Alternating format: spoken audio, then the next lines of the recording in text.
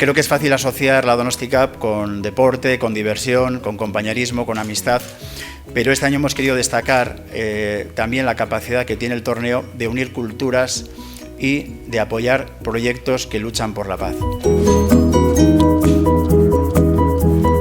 Leku ezberdinetan egin dituzute beti aurkezpenak, baina aurten niretzako behintzat oso esanahi berezia daukan leku aukeratu dezute. Un lugar que es muy simbólico para la ciudad, porque representa la apuesta que la ciudad hace en favor de la paz y de los derechos humanos. Y creo que ligar esto al deporte dice mucho por parte de la Donosti Cup.